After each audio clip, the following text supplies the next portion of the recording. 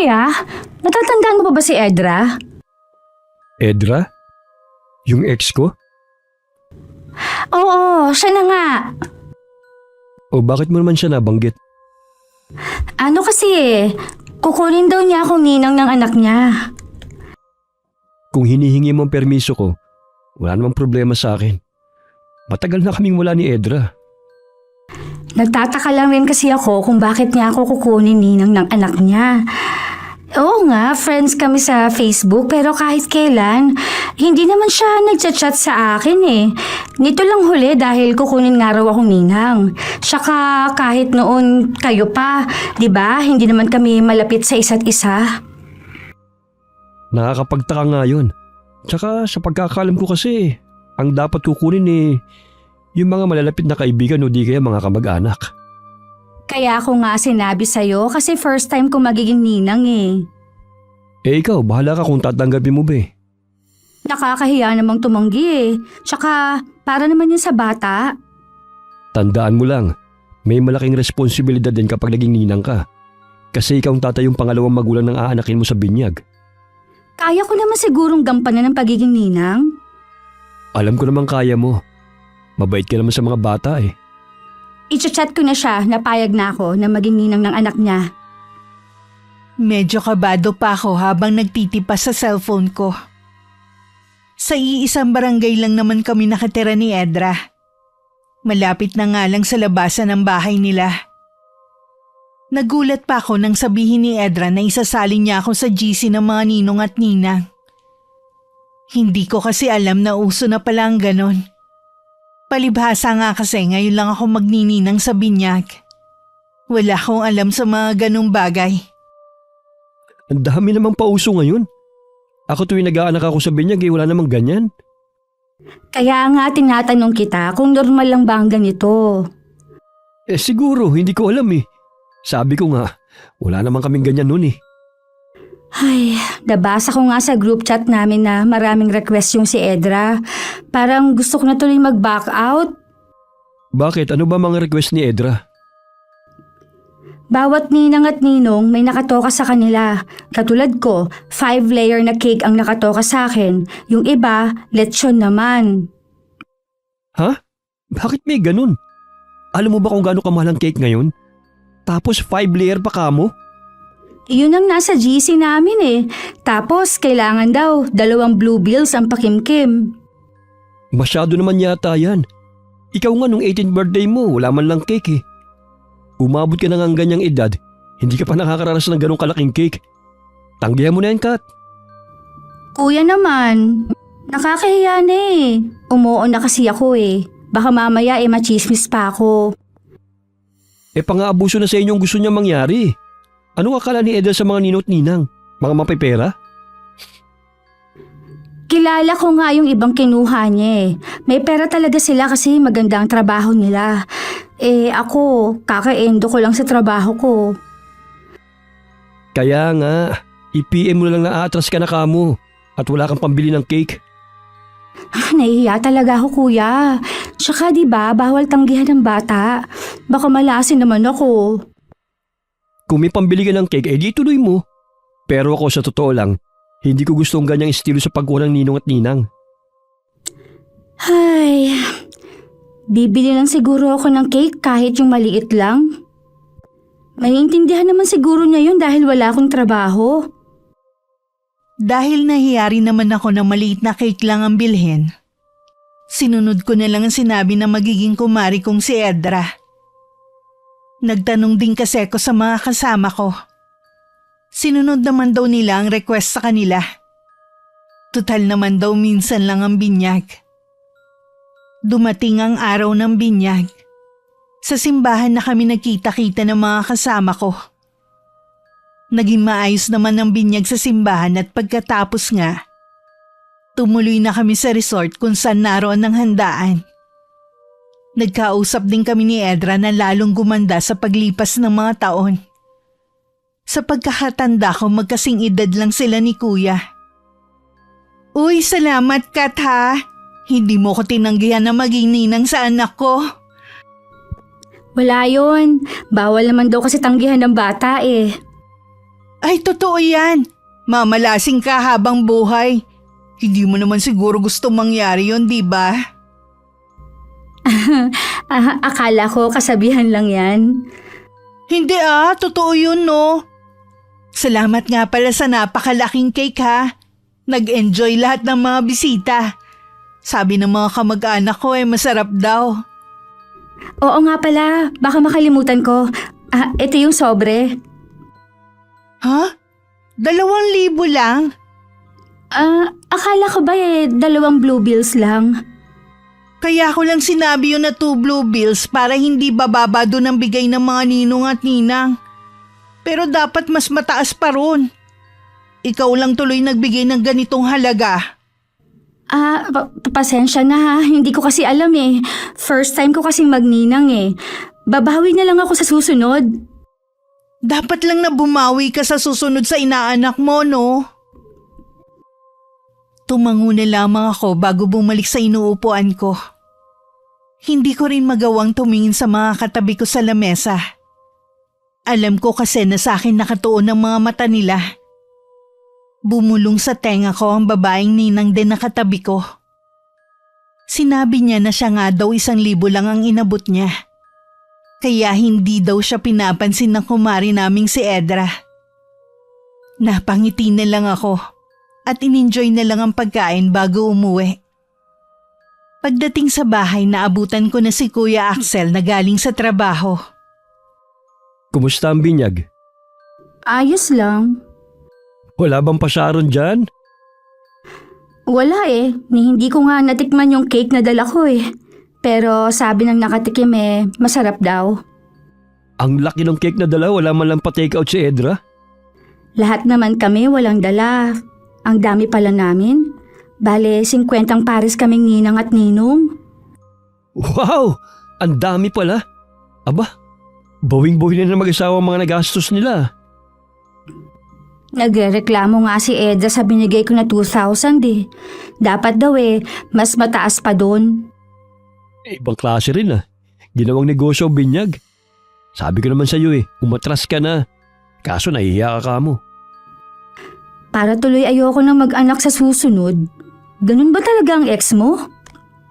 Alam ko lang dominante siya Ay, oo nga pala. Mukhang pera din.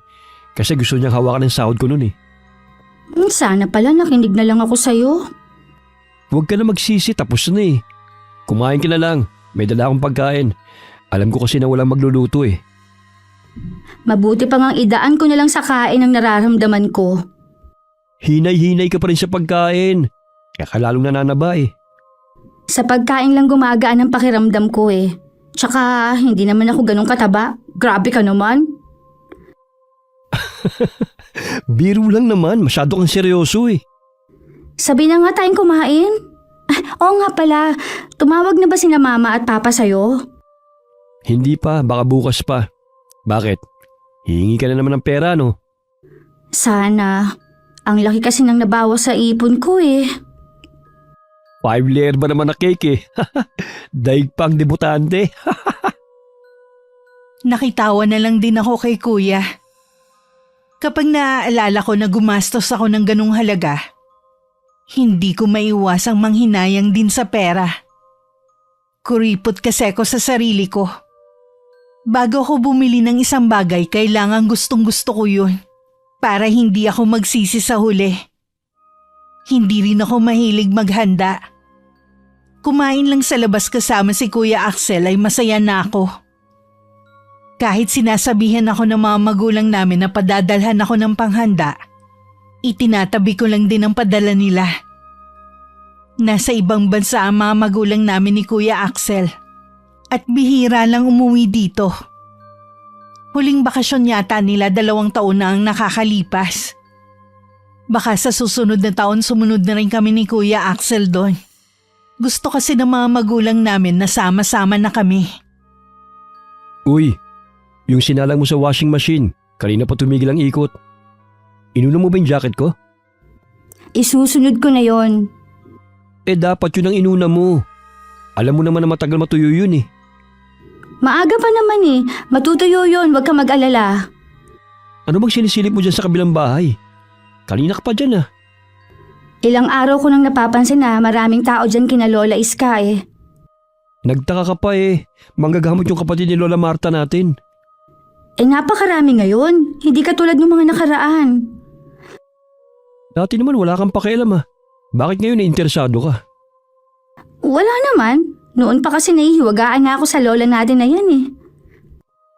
Dahil ba sa pagiging manggagamot niya? Isa na rin yun. Tsaka yung kakaibang titig niya sa akin. Nakakailang talaga eh. Tsaka alam mo ba, sabi ng mga pinsan natin, malimit daw sabihin ni Lola Iska na ako daw ang magmamana ng kanyang kaalaman. Diba ang weird nun? Marami naman siyang tunay na apo. Bakit sa akin pa niya ipapamana ang karunungan niya? Baka naman natutuwa lang sa'yo. Hayaan mo na lang. Ay, babalikan ko na nga yung mga nilalabahan ko. Mabuti pa nga. Yung jacket ko isunod mo ng isa lang. Nang araw na yun umalis ako para makipagkita sa dati kong kaklase. Bali 3 kaming kakatagpuin niya. Sa Hong Kong na kasi siya nagtatrabaho at bihira nang umuwi rito. Kaming 4 talaga ang malapit sa isa't isa mula nung high school. Dahil abala ako sa pakikipaghuntahan sa mga kaibigan ko, hindi ko alam na nagchat pala ang kumari kong si Edra. Napupunta siya sa bahay namin. Nang mga oras na yun, kasalukuyan naman nagtatabas ng damo ang kapatid ko nang dumating ang kumari ko. Wala si Kat ngayon eh. Nakipagkita sa mga kaibigan niya. Alam ba niya na pupunta ka ngayon? Nag-message ako sa kanya kanina eh. Pero hindi pa niya siguro nababasa. Malamang nga. Kasi siguradong busy yun. Bihira lang kasi sila magkita-kita eh. Pwede ko ba siyang hintayin? Baka dumating na rin siya eh. Sige. Pwede naman. Kaya lang hindi ko alam kung anong oras siya darating eh. Okay lang, hihintayin ko na rin siya. May gusto ka bang inumin? Salamat na lang. Katatapos ko lang din kasi magmerienda sa bahay ng kapatid ko. Galing kasi ko sa kanila. May ginagawa ka yata. Nagtatanggal lang ako ng mga damo. Kapag kasi ganitong wala akong pasok kung ano-anong ginagawa ko rito sa bahay. Kumusta ka na nga pala? Bakit hindi ka pa rin nag-aasawa? Hindi ko pa naisip na mag-asawa. Ganun ba? Dapat bilisan mo na. Magkasing edad lang tayo pero 3 na ang anak ko. Ano nga pala kailangan mo sa kapatid ko? Kasi yung panganay ko may mga ticket galing school nila. Bibigyan ko sana ang kumari ko. At dahil nandito ka na rin, bibigyan na rin kita. Tig-10 kayo ni Maring Kat. 100 ang isang ticket. Ang dami naman. Hindi pa pwedeng bawasan mo? Ano ka ba? Tig-10 na nga lang kayo ni Mari eh. Medyo mabigat din kasi sa bulsa eh. Lalo na kay Kat. Wala naman siyang trabaho eh. Kayo pa ba mawawalan? Huwag nga kayong kuripot. Wala pa naman kayong mga asawa eh. Tsaka, barya lang yan sa inyo no? Buti sana kung wala kayong mga magulang na nasa abroad. Kasi hindi ko pwedeng kunin din yung kay Kat nang hindi niya alam. Hindi yun tatanggi. Kaya kunin mo na lahat ng ticket. Ipapahiya ba niya ako? Magkumari kami. Tsaka tulong niyo na yan sa panganay ko. Para naman tayong walang pinagsamahan yan kung hindi mo kukunin lahat. Di ba? Walang nagawa si Kuya Axel kundi kunin ng mga ticket. At nagbigay na rin siya ng 2,000. Pagkaabot ng pera ng kapatid ko, umalis na rin ang kumari ko. Pag-uwi ko sa bahay, agad na sinabi ni Kuya Axel ang nangyari. Hindi ko rin nagustuhan ang ginawang pamimilit ni Edra. Sana hindi mo tinanggap. Wala pa ako budget eh. Ayoko nga sana eh. Sabi ko nga mabigat sa bulsa. Lalo na sa'yo na walang trabaho. Kaya lang mapilit eh. Kilala ko yung makulit din nang maipilit ang gusto. Okay lang sana kung may trabaho pa ako. Huwag mo na akong bayaran. Baka manalo rin tayo sa raffle eh. Di bawi din yung ibinayad ko. Kailan daw ba ang draw ng mga ticket? Sabi ni Edra sa Lunes daw eh. Ay, akala ko pa naman masayang maging ninang. Sakit lang yata sa ulo. Relax ka lang sis. Hindi pa nga nag-aaral ang inaanak mo eh. Ano? Huwag mong sabihin na ako magpapaaral sa batang yun. Hindi naman. Pero sigurado na sa unang pagpasok ng bata sa eskwelahan, ikaw ang unang bibili ng mga gamit. Ganun ba talaga yun? Oo, pero nasa iyo naman kung susundin mong ganong kaugalian eh. Wala namang problema sa akin yun eh. Kaya lang itong kumare ko masyadong demanding. Kung ano-ano hinihingi. Yun nga lang, may pagkaabusada. Parang ayoko na tuloy mag-anak ng binyag sa susunod eh. Hindi naman lahat ng mga magulang ay katulad ni Edra. Masarap din naman yung may tumatawag sa yung ninang eh. Naikwento ko rin sa mga kaibigan ko ang tungkol sa kumari ko sa group chat namin. Kahit sila naiimbierna. Iisang sinabi nila sa akin. Sana daw tinanggihan ko na nung una pa lang. Tutal hindi naman pala kami malapit sa isa't isa. Gumaan naman ang pakiramdam ko dahil nailabas ko ang saloobin ko. Bihira lang kami magkita-kita dahil pare-pareho ng mga busy. Sa GC na lang kami minsan nagkukumustahan. Dumating ang araw ng Lunes. Kararating lang ni Kuya nang dumating naman si Edra. Abot tenga ang ngiti niya sa amin. Hi! Kaya ako napasugod dito kasi may babalita ako sa inyo. Ano yung sasabihin mo? Nabunot yung 2 ticket niyo sa raffle. Talaga? Anong nakuha namin? Rice cooker lang naman at saka electric fan. Okay na yon. Nasa na nga pala? Nasa bahay. Mare, may hihingin sana akong pabor sa'yo. Ano yon, Mare? Kasi nasira yung rice cooker namin eh. Hihingin ko na lang sana yung napanalunan mo. Tapos sabi nung anak ko, pwede daw bang sa kanya na lang yung electric fan para meron siya sa kwarto niya. Sabi ko sigurado na papayag ka naman dahil mabait ka. Gusto rin kasi namin ni Kuya eh. Pwede naman kayong bumili eh. Kayang-kaya niyo naman yan. Ipaubayan mo na lang sa amin yun. Pareho bang sa akin nakapangalan yung ticket? Oo. Kaya nga alang-alang sa pagiging magkumari natin, pagbigyan mo na ako, ha?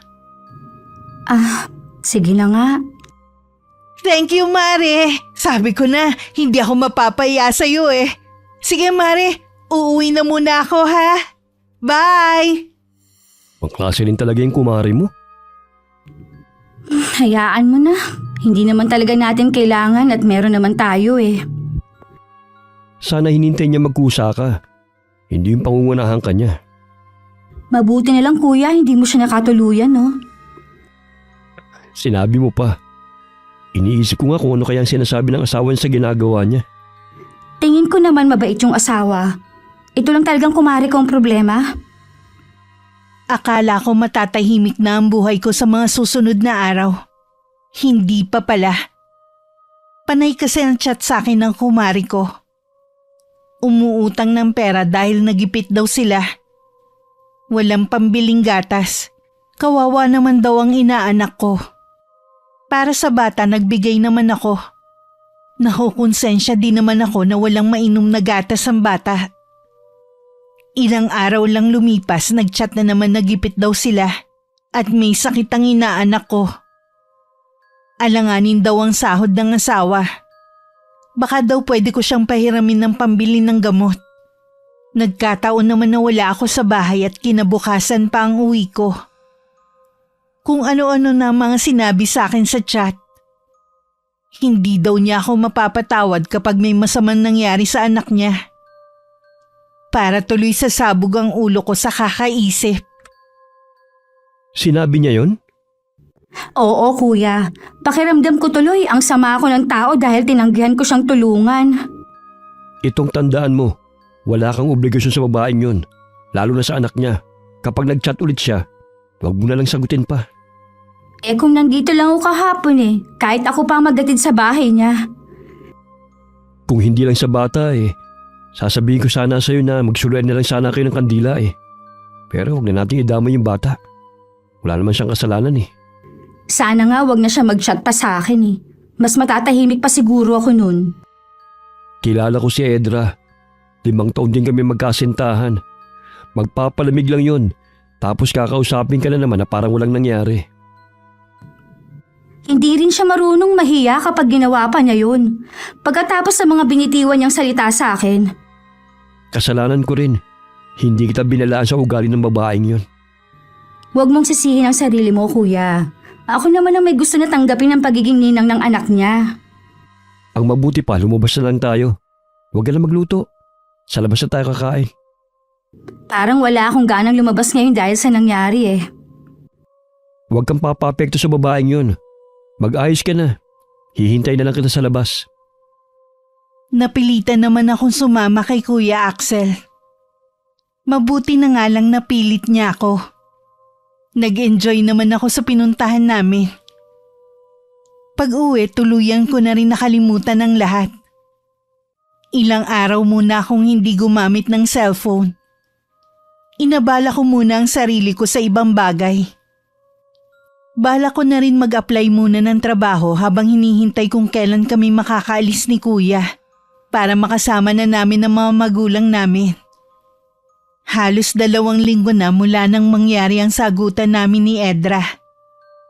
Tama nga si Kuya. Parang baliwala na lang dito ang mga sinabi niya sa akin.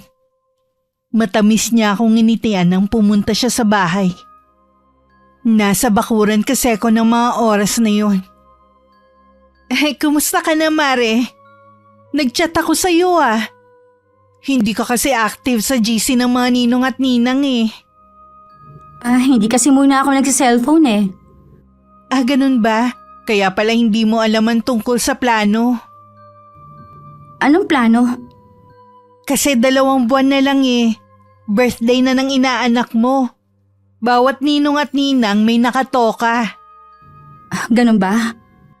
Total naman eh, ikaw na yung sumagot ng cake nung binyag. Ikaw na lang sumagot sa lechon, ayos lang ba? Ano ka mo? Nagbibiro ka ba? Yung iba nga eh, mas mahal yung nakatoka sa kanila. Yung 2 ninong sila yung sasagot sa catering. Alam mo ba kung magkano ang buong lechon ngayon? Alam ko naman. Pero kayang-kaya mo yan, ikaw pa. Isa pa pala, may ginawa kong listahan ng mga regalo. Magpapalabunutan kayo. Kung ano yung nabunot ng bawat isa, yun dapat ang regalong matatanggap ng inaanak nyo. Alam mo naman na wala akong trabaho. Anong ibibili ko ng lechon at regalo? Hindi ba pwedeng kung ano na lang ang makayanan ko? Ano ka ba, Mare? Minsan lang mag-birthday ang inaanak mo eh. Pagbigyan mo na. Oh, ito pala, dala ko yung lagayan. Pwede ka nang bumunot. Yung iba kasi pinuntahan ko na kanina. Kailangan ba talaga to? Oo naman. O, wag mo ipapakita sa akin ha. Ayoko pa rin mangako kasi wala naman akong pinagkukunan ng pera eh. Alam mo yan. Sana naman huwag ka mamilit. Bakit ka pumayag na maging ninang ng anak ko kung magrereklamo ka lang pala? Hindi ko naman kasi alam na ganito pala magiging papel ko sa anak mo. Naku, Catherine, swerte kaya ang nag-aanak sa binyag, no? Kaya wag ka ng puro reklamo. Kapag nagkaanak ka rin, maiintindihan mo ko. O paano, aalis na ako ha? Pupunta pa kasi ako sa isa nating kumari eh.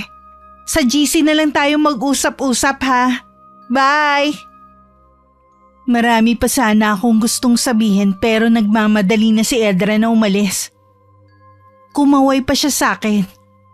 Hindi naman ako makamuha agad na nanatiling nakatayo lang. Maya-maya tinignan ko ang nakatuping papel. Nanlaki ang mga mata ko nang mabasa ko anong regalo ang nabunot ko. Ilang oras din akong tulala hanggang dumating na nga si Kuya galing trabaho. Sinabi ko naman sa kanya na pag-usapan namin ni Edra. Tawang-tawa pa siya nung una. Nang makita niya ako naiinis na, bigla naman siyang sumeryoso. Huwag ka na magalit dyan. Hindi naman ikaw ang tinatawanan ko kundi yung plano ni Edra eh. Sa pagkakataong ito, hindi ko nahahayaan na siyang masunod. Hindi ba siya marunong mahiya? iPad ang gusto niyang iregalo ko sa anak niya? Anong malay ng bata wala pang 1 taon. Malamang siya o ang 2 niyang anak ang gagamit. Ako nga nagtitiis sa luma kong cellphone tapos siya hihingi ng ganong regalo. Sumusobra na nga talagang babaeng yun. Ay, magpapadala lang ako ng regalo na kung anong gusto ko. Bahala ang ibang ninang at ninong kung susundin nila ang kapritsyo ng kumare namin. Tama yan, Kat. Manindigan ka kung anong tama. Sa totoo lang, masyado na ring abusado ang ibang mga magulang. Hindi na nila binibigyan ng konsiderasyon ng mga kinukuha nilang ninong at ninang. Ang pinakamalala sa kanila yung ex mo.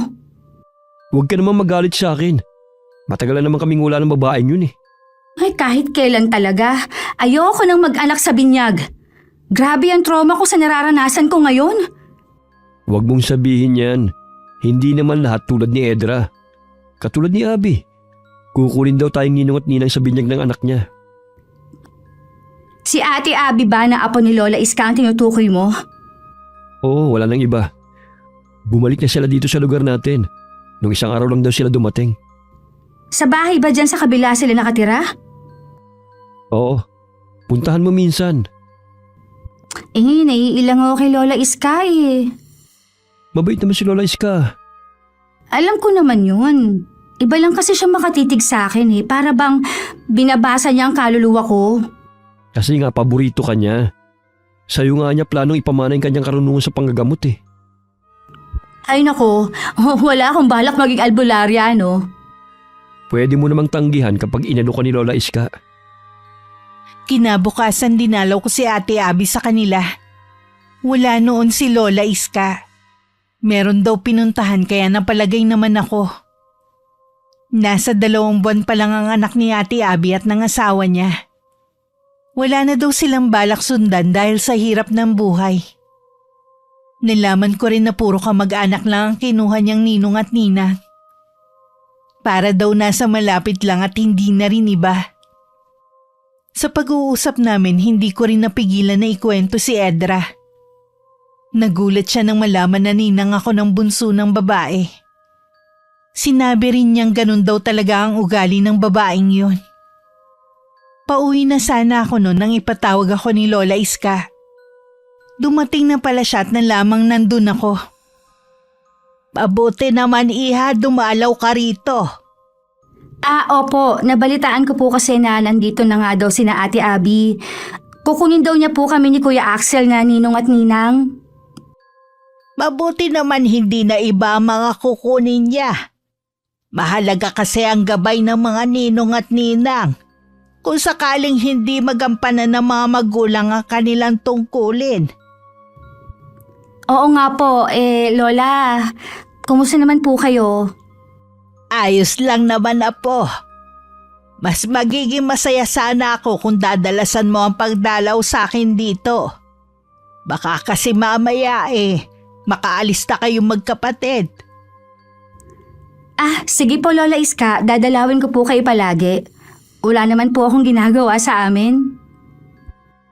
Salamat apo. Siya nga pala.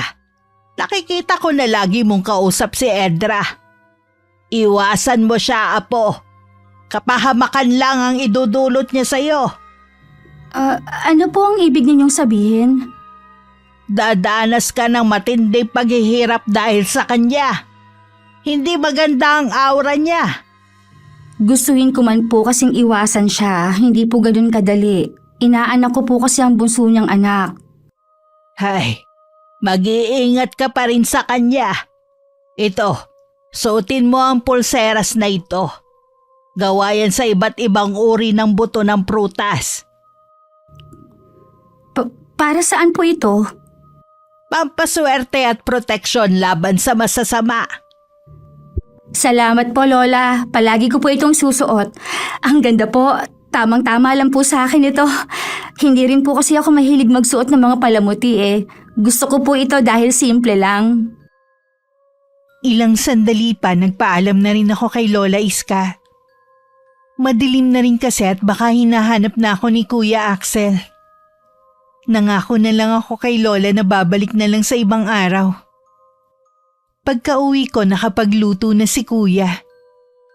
Tiningnan ko rin muna ang cellphone ko. Napakarami na palang chat sa akin ni Edra at maging sa GC namin.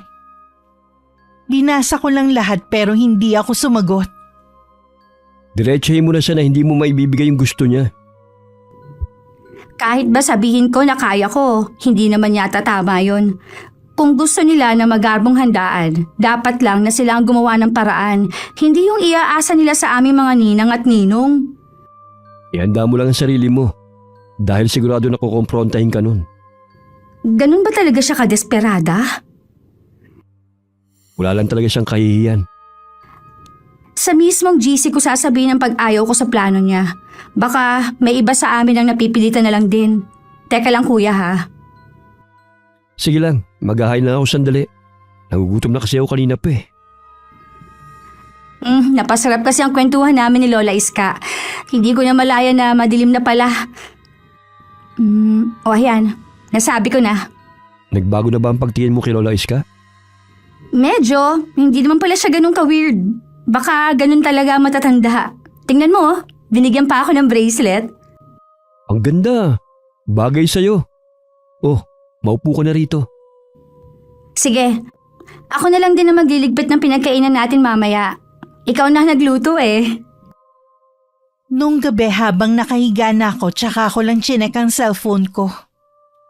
Tad-tad ng mga chat ni Edra ang GC namin. Naiiling na lang ako sa mga sinasabi niya. Ipinagtanggol naman ako ng ibang member sa GC. Sumasang-ayon halos ang lahat sa sinabi ko. Na hindi kailangan pilitin kami na magbigay sa kung ano ang gusto niya. Magalang rin ako nagpaalam na aalis sa GC namin. Pagkatapos ng ginawa ko, nakaramdam naman ako ng ginhawa. Nakatulog din ako ng mahimbing ng gabing iyon. Kinabukasan hindi ko alam na bigla na lang susugod sa amin si Edra. Hindi na niya naitago ang galit niya. Alam mo, pinahiya mo ako sa ibang mga ninong at ninang. Sana sinabi mo na lang sa akin ng personal. Kahit naman kasi sabihin ko sa'yo ng harap-harapan, hindi ka naman makikinig.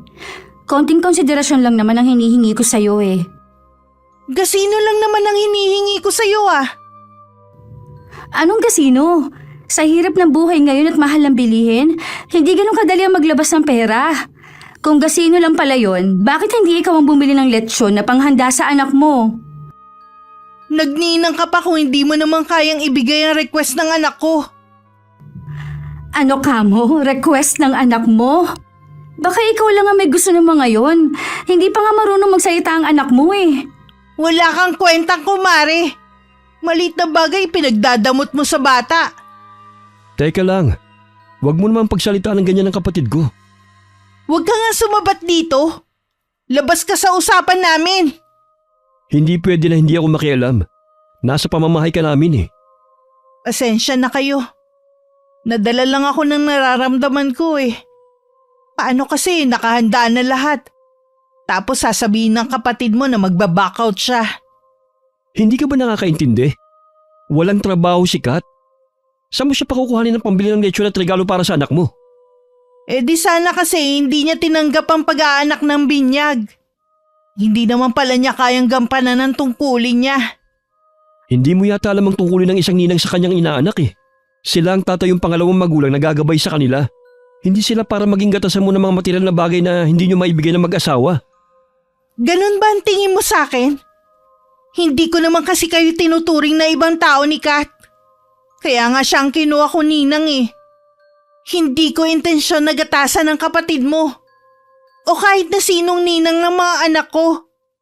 Pwes, tigilan mo ng paghingi ng kung ano-anong bagay sa kapatid ko. Huwag kang abusado. Magkaroon ka naman ng kahihiyan sa sarili mo. Akala mo naman eh, krimen na nagawa ko para pagsalitaan mo ng masasakit. Sana maisip mo rin na ganoon din ang nararamdaman nila kapag pinipilit mo. Ay, kay Kat lang naman ako may kasalanan eh. Kat, pasensya ka na ha. Ayos lang, pasensya na rin. Walang-wala din kasi ako eh. Aalis na ako. Baka hinahanap na kasi ako ng mag-aama ko eh. Hindi ko naman maiwasang maawa sa kumari ko. Mukha kasi siya napahiya sa mga sinabi ni Kuya Axel. Nang sulyapan ko ang kapatid ko, parang wala lang naman sa kanya ang nangyari. Nang sumunod na araw dumalaw ulit ako kay Lola Iska. Kitang-kita naman ang saya sa mukha niya na makita ko. Kalauna nalaman ko na kaya gustong-gusto niya ako. Kamukha ko nung kapatid niyang namatay. Nalaman ko lang yun nang ipakita niya sa akin ng lumang litrato ng isang babaeng naka-Filipinyana na may hawak na abaniko. 18 lang siya nung mamatay. Ilang buwan pagkatapos kuhanan ng kanyang larawan. Hindi ko po alam na may namatay po kayong kapatid. Wala po kasing nababanggit noong nabubuhay pa si Lola Martha, maging po si Mama. Matagal na kasi ang pangyayaring yan. Baka nakalimutan na rin nila.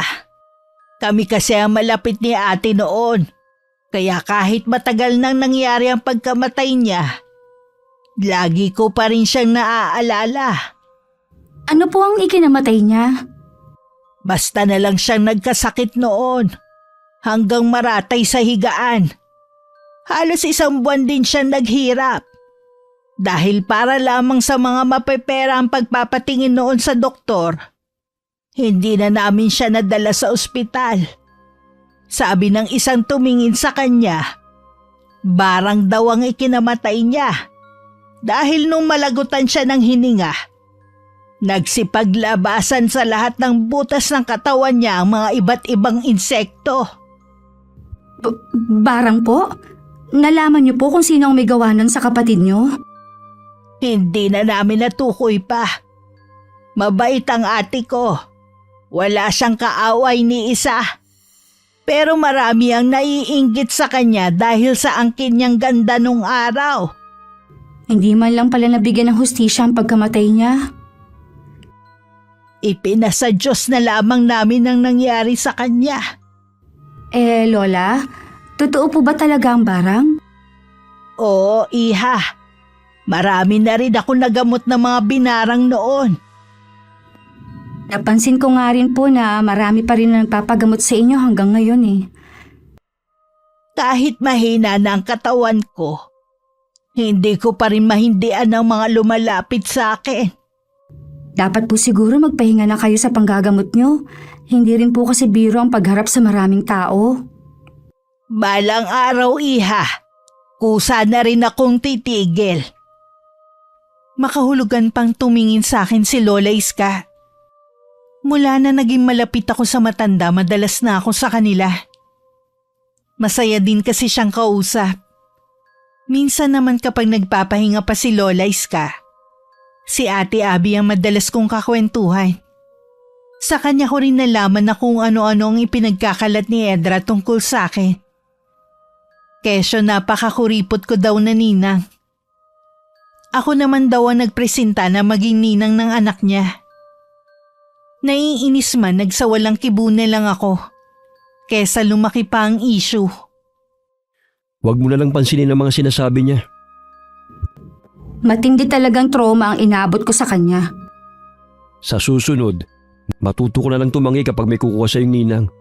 Lalo't hindi mo naman lubusang kilala. Ay, siguro magpapadala lang ako ng regalo sa inaanak ko kahit para na lang sa bata. Pwede rin naman, tapos tuwing Pasko mo na lang bigyan ng regalo. Malapit na rin pala ang pabinyag ni Ate Abby. Wala pa tayong nabibiling regalo. Sabay na tayong bumili sa 1 linggo. Nagpadala pala sila mama ng panggastos natin dito. Bilhan na rin daw natin ng regalo yung anak ni Abby. Sabik na rin ang mga yun sa apo. Di ba nga, pinipilit ka niya dati na mag-asawa na? Hindi ko pa talaga oras para mag-asawa nun. Meron naman daw sa yung irareta sina mama kapag naroon na tayo. Ayaw talagang tumigil ni mama. Sabi ko nga sa'yo gusto na nilang magkaapo. Siyempre, ikaw ang kukulitin nila. Huwag na nga natin pag-usapan ng tungkol sa bagay na yan.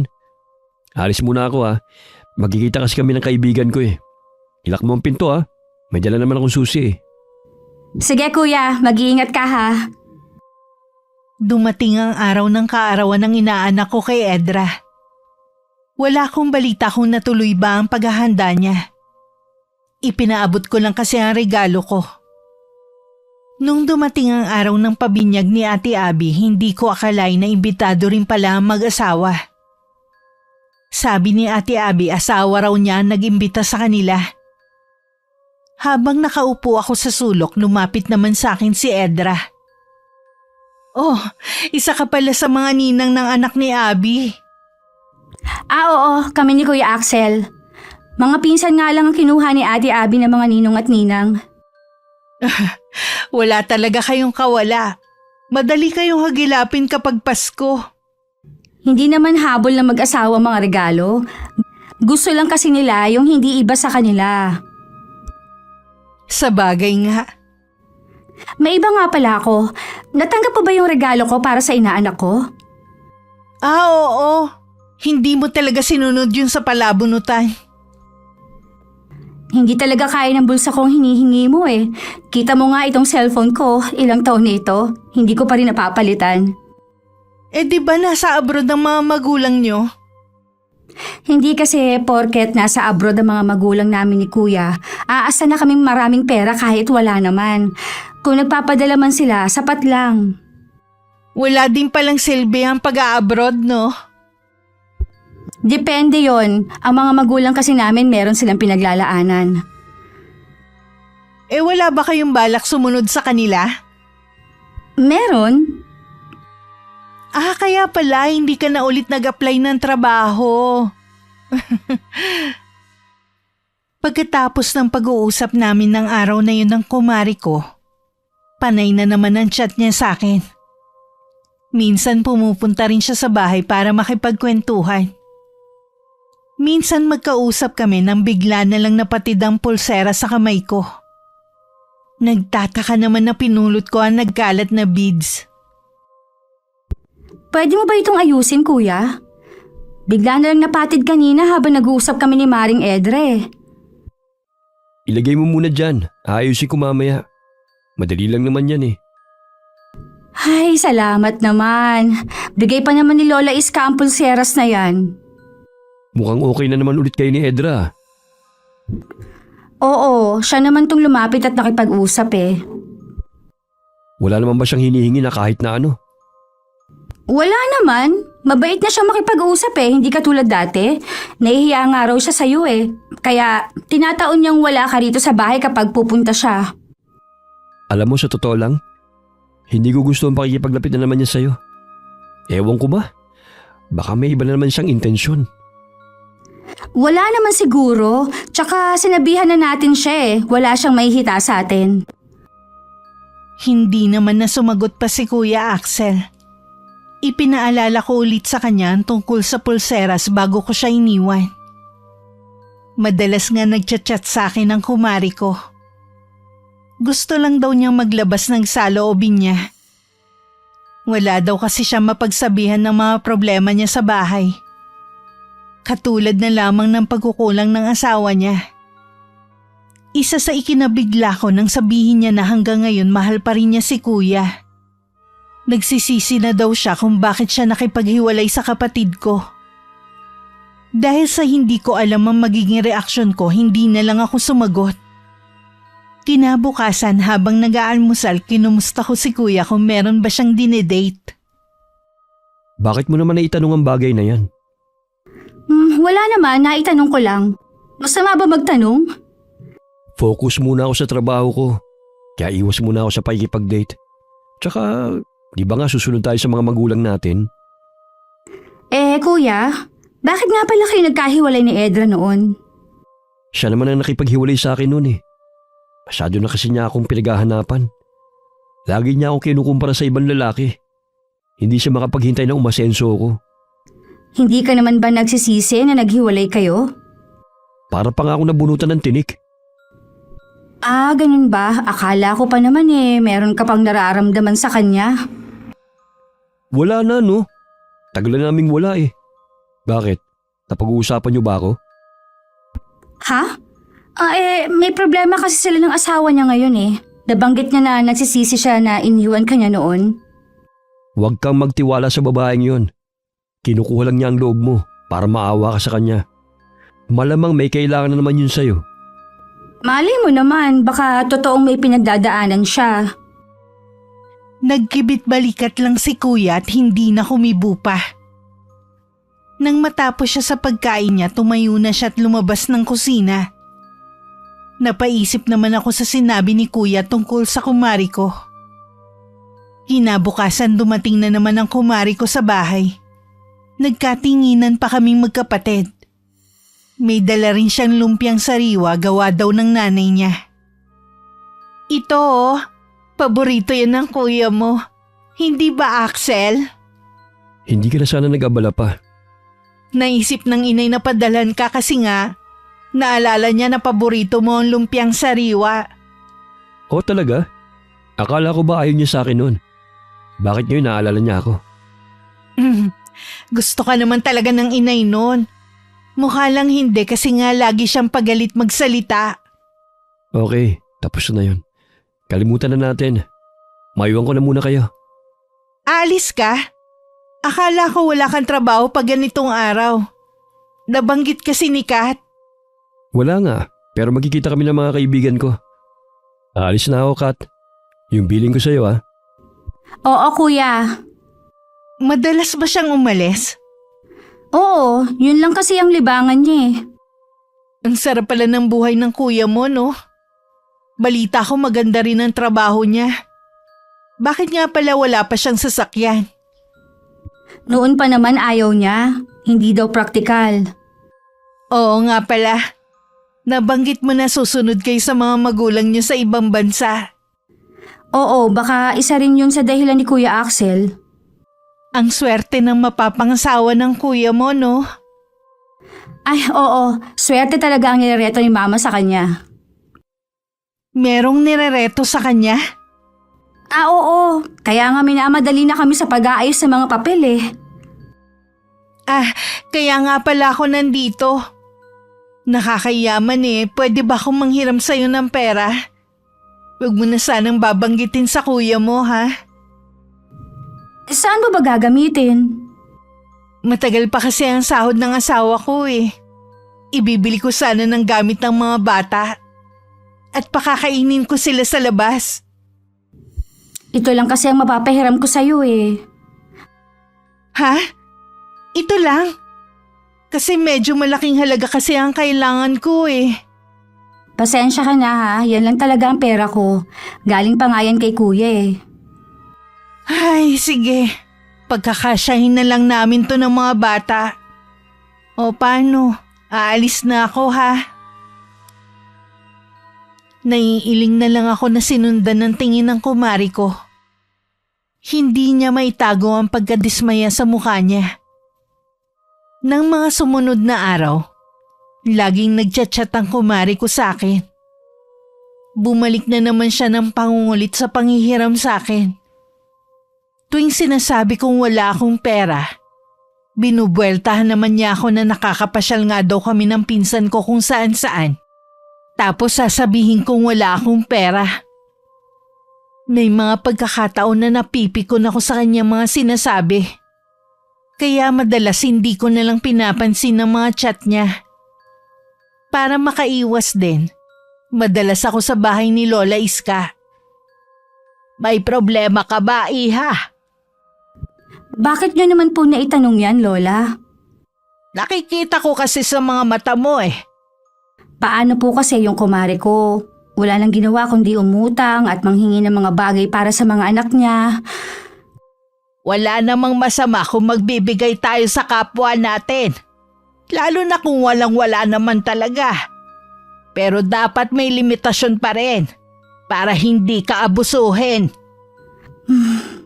Nagbibigay lang naman po ako dahil sa inaanak ko. Kaya lang po napansin ko na umaabuso na rin.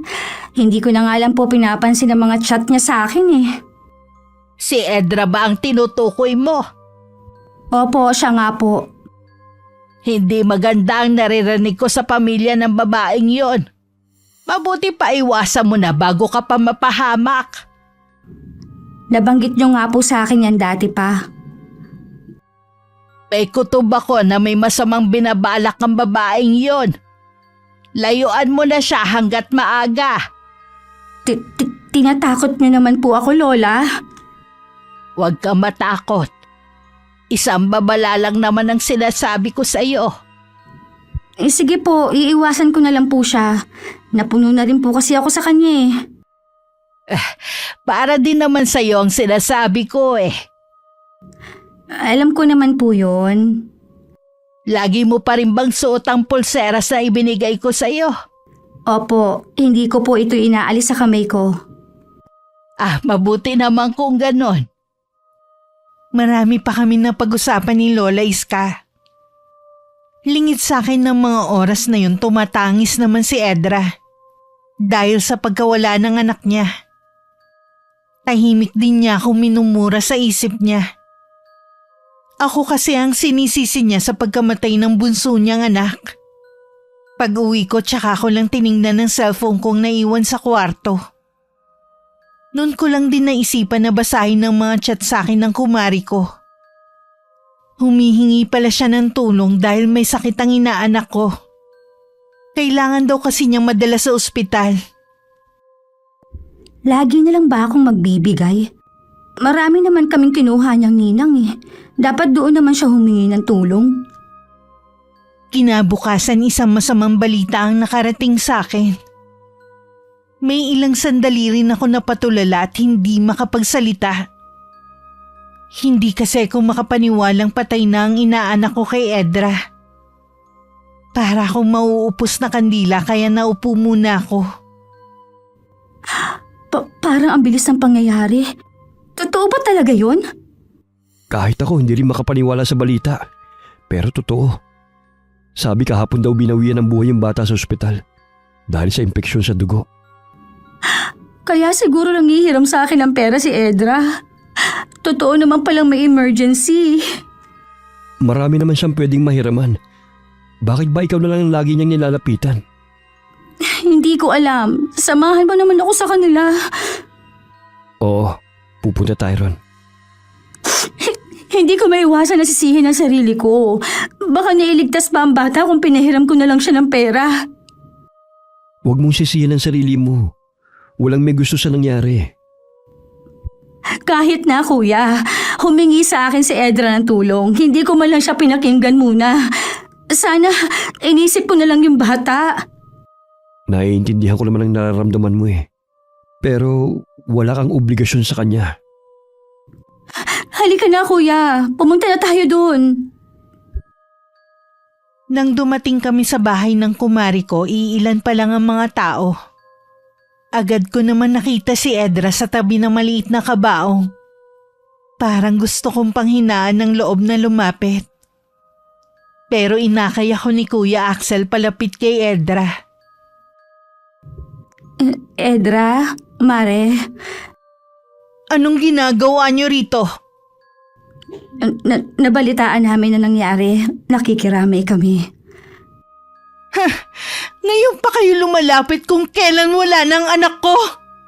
Ilang beses ako nag-chat sa'yo dahil kailangan ko ng mahihiraman. Wala ka talagang kwentang kumare. Pasensya na. Hindi ko kasi alam na emergency pala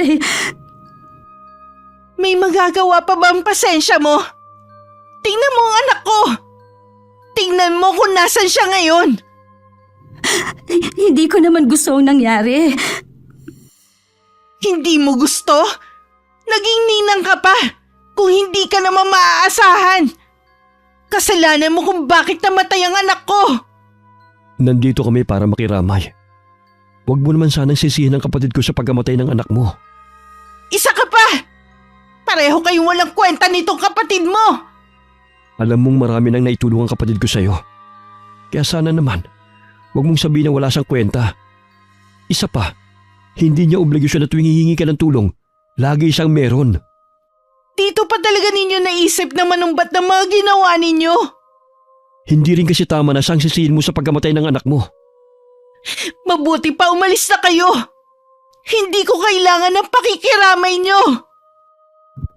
Mare, Huwag mo akong tawagin, Mare. Mula ngayon hindi na tayo magkumare! Mabuti pa umalis na tayo, Kat. Naipabot na rin naman natin ang pakikiramay natin. Hinila na ako ni Kuya paalis sa lugar na yun habang tuloy sa mahinang pag-iyak. Pagdating sa bahay, nagkulong ako sa kwarto ko. Hindi na rin ako bumalik doon. Hanggang mabalitaan namin na inilibing na ang inaanak ko. Marami ding kumalat na chismis tungkol sa nangyari. Naisip namin ni Kuya na marahil si Edra din na nagpakalat noon. Marami ang naniwala sa kanya. Pero mas marami ang pumanig sa akin. Lalo na ang ibang ninong at ninang ng bata. Huwag kang magpa-apekto sa mga sinasabi ng mga taga rito. Ang iba kasi nakikisawsaw lang sa issue. Hindi ko lang kasi maiwasan, Kuya eh. Lalo na kapag lumalabas ako, ang dami nilang tanong. Huwag mo na lang sila pansinin. Tignan mo, sa kakaisip mo, nangangayayat ka na. Palalamigin ko na lang ang sitwasyon tapos pupuntahan ko si Edra. Hihingi ulit ako ng kapatawaran. Ayoko naman na may kagalit eh. Sige, ikaw ang bahala. Kuya. Ay! Hala, napatid na naman. Pangalawang beses na yung napapatid yung pulseras mo ah. Oo nga eh, pwede bang ayusin mo muna? Oo, pero baka bukas na. May lakad kasi ako ngayon eh. Ako na magsasara ng mga bintana.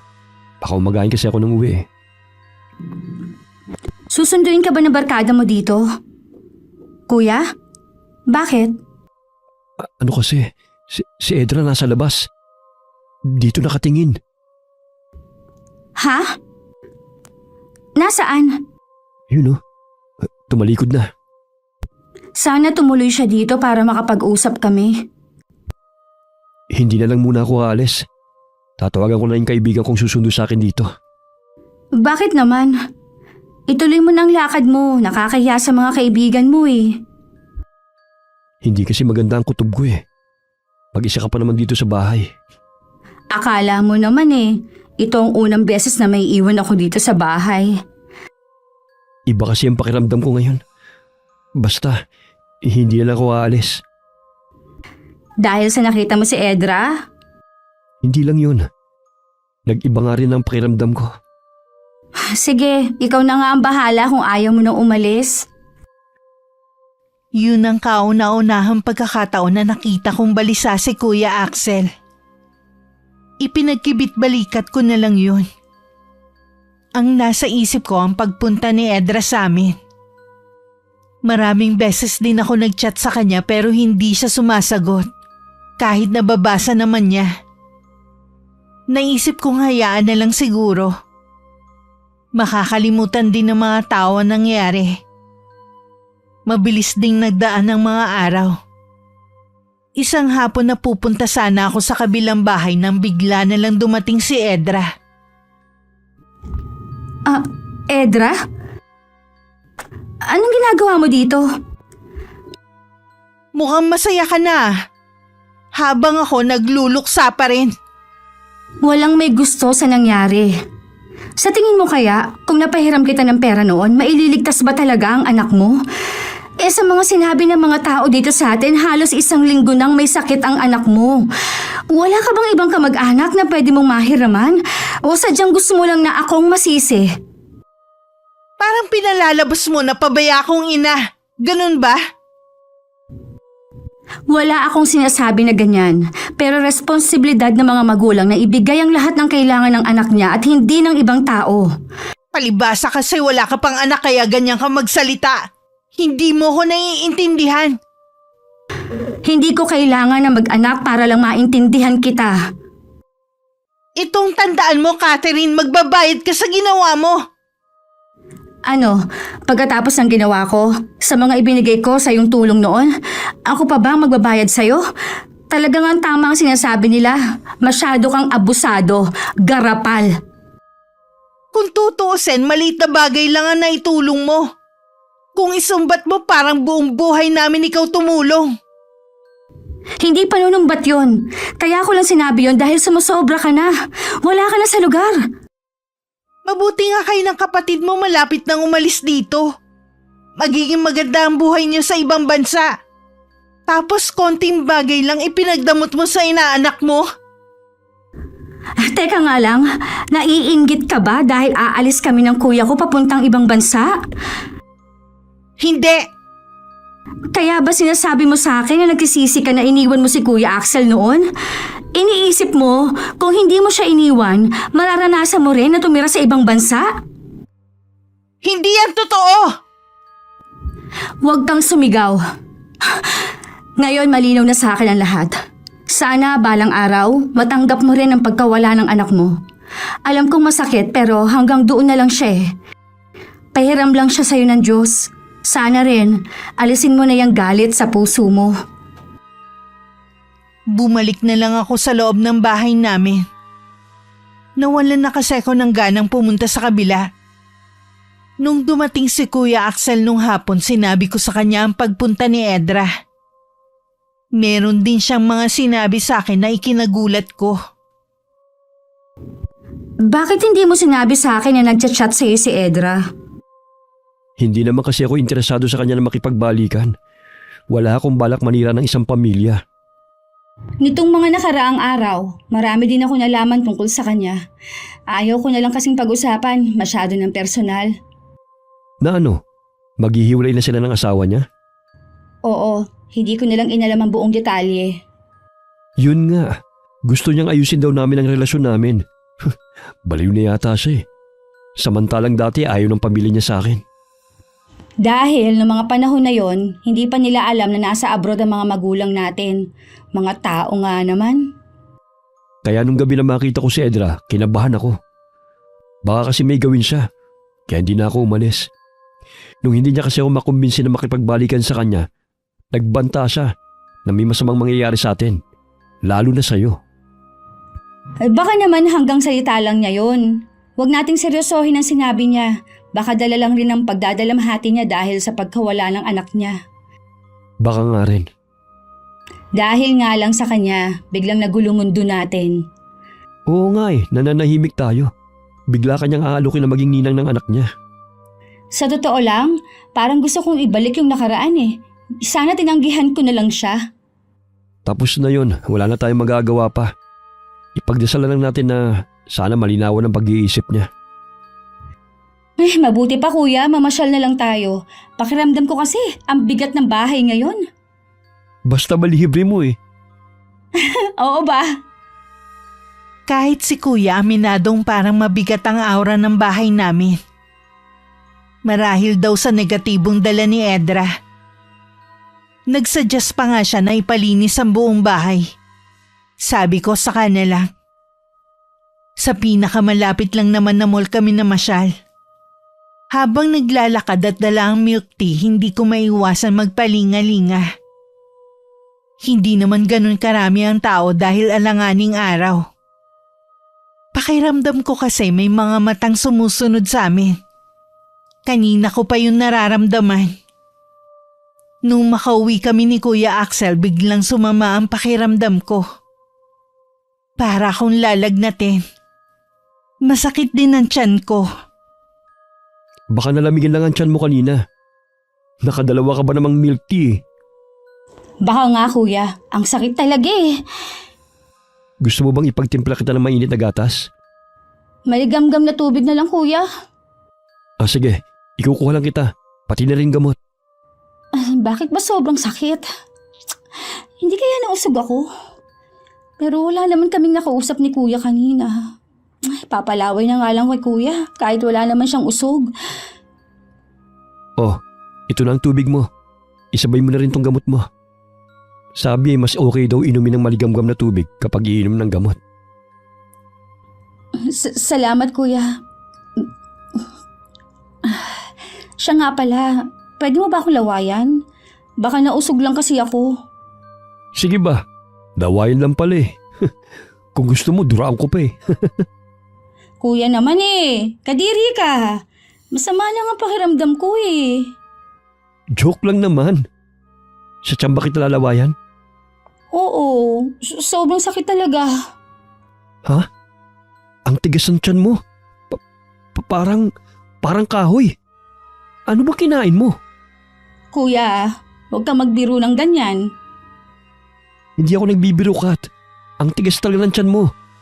Sobrang sakit ba? Oo, kuya eh. Baka bumuti na rin ang pakiramdam mo maya-maya. Nakainom ka na rin naman ng gamot eh. Gusto mo pa ng tubig? Hindi na, kuya. Itutulog ko na lang tong sama ng pakiramdam ko. Baka bukas maayos ng pakiramdam ko. Sa kabilang kwarto lang ako ha. Tawagin mo lang ako kapag may kailangan ka. Mababaw lang naman ang tulog ko eh. Nang makalabas si kuya sa kwarto ko, tumagilid ako ng higa. Patalikod sa may pinto. Sa ganung posisyon kasi ako nagiginhawaan. Nakaidlip naman ako. Pero pagsapit ng hating gabi nagising akong nasusuka. Hindi pa man ako nakakatayo sa higaan ko. Isinuka ko na lahat ng kinain ko ng araw na yun. Inaapoy din ako ng lagnat. Basang-basa na rin ako ng pawis. Kahit nahihiya akong gisingin si kuya, tinawag ko pa rin siya. Kuya! Kuya Axel! Tulungan mo ako! Aray! Ang sakit ng tiyan ko! Kuya Axel! Tulong! Namaos na lang ako sa kakasigaw pero hindi nagising si kuya sa kabilang kwarto. Nagtataka naman ako kung bakit hindi siya magising sa lakas ng mga sigaw ko. Nakakaramdam na rin ako ng panghihina. Dahil kanina pa akong walang tigil sa pagsusuka.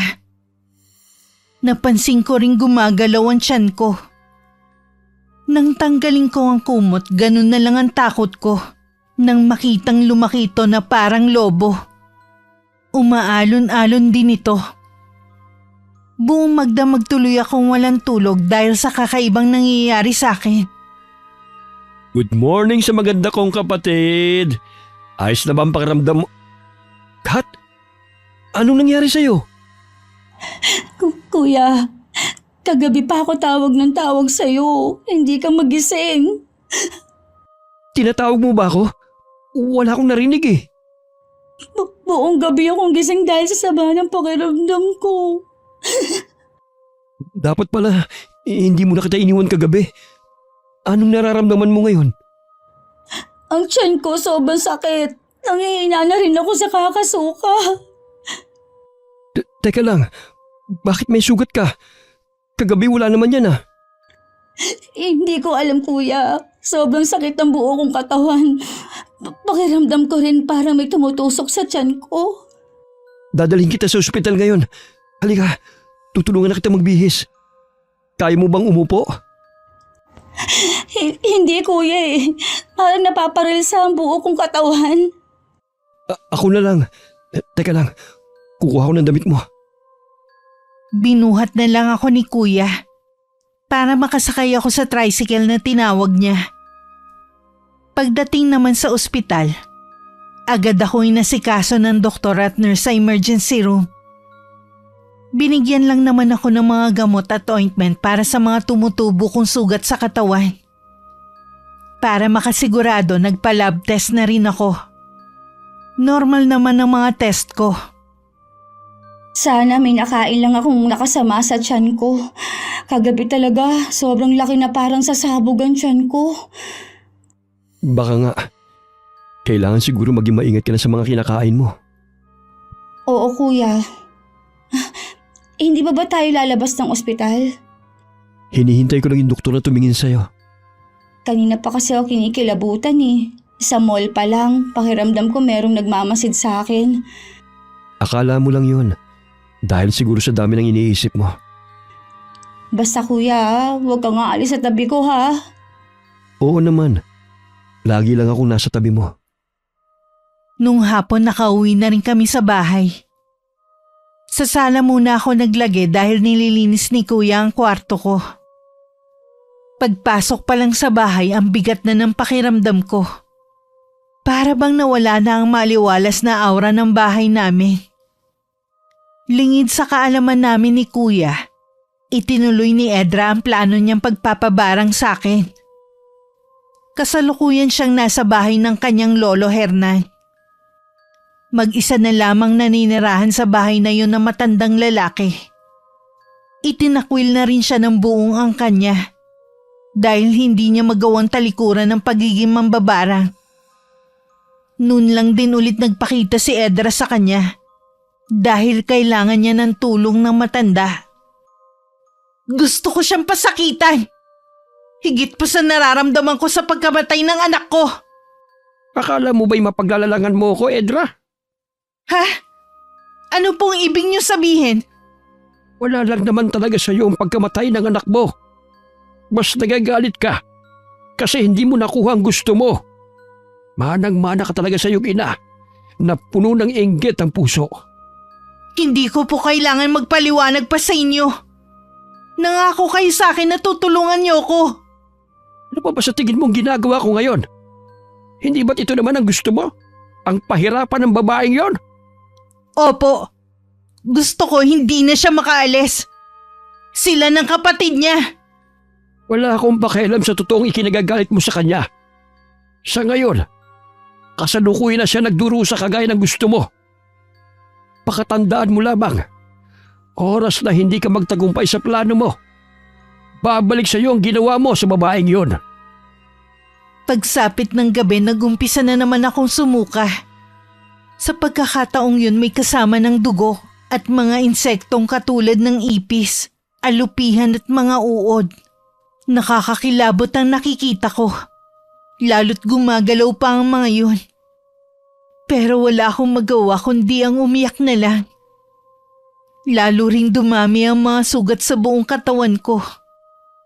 Maging ang loob ng bibig ko hanggang lalamunan may mga sugat na rin. Kuya, hindi ko na kaya. Pakatatag ka, Kat. Tinatawagan ko na rin ang mga magulang natin para ipalam ang nangyayari sa iyo. Huwag na kuya. Ayokong mag-alala sila sa akin. Mag-aalala talaga sila sa iyo. Magulang natin sila eh. Nakikiusap ako sa iyo, wag na. O sige na, hindi ko na ipapaalam. Huwag ka nang umiyak. Aayusin ko muna yung mga damit mo. Dadaling kita ulit sa ospital. Ano kaya ang sakit ko, kuya? Hindi kaya noon pa may malubha na akong sakit tapos ngayon lang lumabas? Hindi ko masasagot yan, Kat. Kasi hindi naman ako doktor eh. Pero pangako, lahat gagawin ko para gumaling ka. Salamat, kuya. Hindi ko alam kung anong gagawin ko kung wala ka sa tabi ko. Kapatid kita. Dadamayan kita sa lahat ng oras. Teka lang ha. May kumakatok sa may pinto. Panay ang usal ko ng dasal sa isip ko ng mga sandaling yun. Hindi ako reliyosang tao, pero naniniwala ako sa kanya. Hindi man ako regular na pumapasok sa loob ng simbahan. Lagi naman ako nagpapasalamat sa kanya sa bawat biyayang ibinibigay niya sa akin. Alam ko pagsubok niya ito sa akin. Kahit sumusuko na ang katawan ko, lumalaban pa rin ang puso't isip ko. Kat, natutulog ka ba? Hindi, kuya. Pumikit lang ako kasi nasisilaw ako sa liwanag. Sino pala yung dumating? Nandito si Lola Iska. Catherine, apo ko! Lola? Huwag ka na matakot, nandito na ako. Tutulungan kita. Sabi ko na nga ba may nangyayari dito sa bahay ninyo. Salamat po. Dinalaw niyo ako. Hindi sakit ang dumapo sa'yo, kundi sumpa ng pambabarang. Barang? Katulad ng may kinamatay ng kapatid niyo, Lola. Ayoko pa mamamatay. Hindi ko hahayaan na mangyari yon. Gagamutin kita. Hanapin mo sa buong bahay ang isang luma at marungis na manika. Opo, Lola Iska. Gagaling ka na rin, Kat. Magtiwala lang tayo kay Lola Iska. Hindi na nag-aksaya ng oras si Lola. Agad na rin siya nagsagawa ng orasyon kontra sa bumabarang sa akin. May mga binibigkas siyang mga salitang Latin habang nakahawak sa ulo ko ang kanang kamay niya. Mainit ang kamay ni Lola. Nakakaramdam ng ginhawa ang buong katawan ko. Samantala sa bakuran naman naghanap si Kuya. Malapit sa bakod sa isang halaman nandun ang isang manika.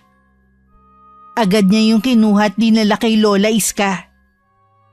Samantala sa bahay ng lolo ni Edra, bigla na lang namatay ang mga kandila sa altar. Hindi maaari! Natalo ang sumpa ko! Ha? Ano pong ibig niyo sabihin, Lo? May magaling na albularing tumalo sa sumpang ibinigay ko sa babaeng yon. Ibig sabihin may gumamot kay Catherine pero sino? Hindi kaya si Lola Iska? Mas malakas ang kanyang kapangyarihan kaysa sa akin. Gumawa kayo ng paraan, Lolo Hernan. Hindi pwedeng matalo na lang kayo basta. Wala na tayong magagawa pa. Umuwi ka na sa inyo. Ihanda mo ang sarili mo. Sigurado na babalik sa atin ang ginawa natin. Nararamdaman ko yon. Pero Lolo Hernan, ayoko pong bumalik sa akin ng barang. Sinabi ko na sa iyo, bago pa natin gawin ito. Oras na hindi tayo magtagumpay.